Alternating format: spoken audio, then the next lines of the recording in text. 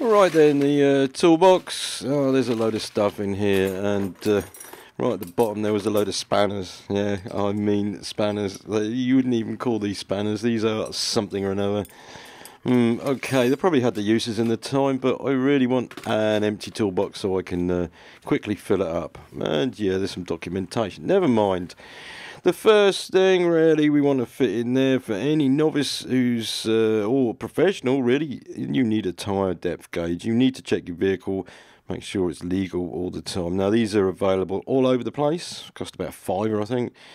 Now if you notice here, I've got the sticker says calibrated. Yes it is, and we have to have these calibrated.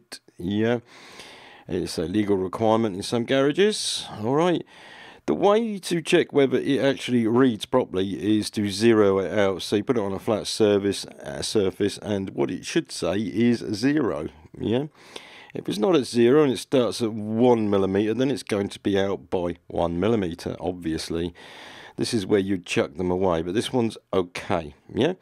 So get yourself one if you haven't. Okay, you need to have it so you can check your tread depths. More advanced people will know when their tread is going down. However, there is more logic to this. Now, checking your tread depths like that is a waste of time. You really need to turn your wheels onto full lock, and then you get to see the whole face of the tread. Okay. Now, tracking can be fairly obvious.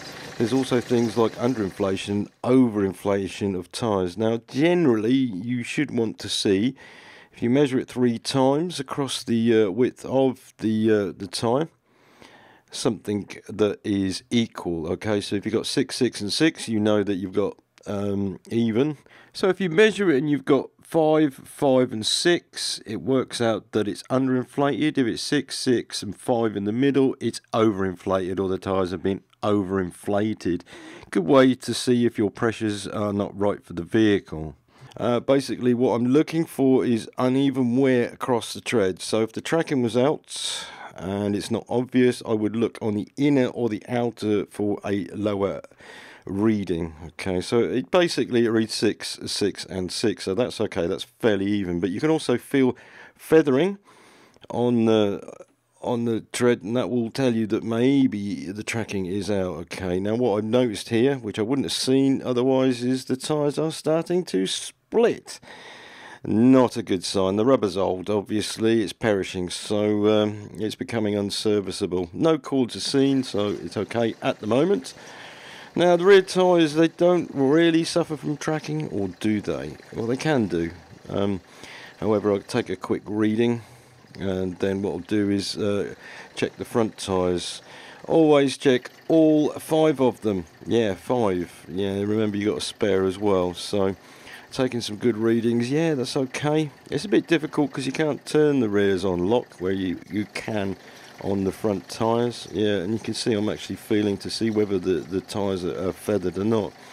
It doesn't take long, and it gives you an idea of how much wear you're wearing up your vehicle compared to the mileage. Cheap tyres wear quicker. Yeah. Now, I was concerned whether the tracking is out, and it's not. So, novices, okay, you measure 3 times. Okay, like you see, there's like 3, 4 grooves. Yeah, you measure across 1, 2, and 3. Yeah. Generally, as a rule of thumb, you can put your hand on the tyre. If you've got more than a third of it worn, yeah, then the tyres are legal. But I put my hand like this, and you should have tread there. That's okay. The spare, obviously, yeah, I said check it, make sure it's inflated. If it's brand new, you then get an idea, if you can't remember, what the original tread depth was when the tyres were all new. Yeah, you should really change all 5 in one go, because you know what happens if you get an odd one. This one was punctured. This is at about 5mm. They're all fairly even, and it's still inflated. You can see that bouncing, can't you? The spare always gets forgotten about until it's really, really needed, so that's all right. Anyway, this tool, use it often, novices and advanced, just to make sure that you don't get caught out with bald tyres. Minimum is 1.6mm on cars, and 1mm on commercial vehicles. Okay, so there we go. It's in the toolbox, and it won't take long before this one's full and we need to get something bigger.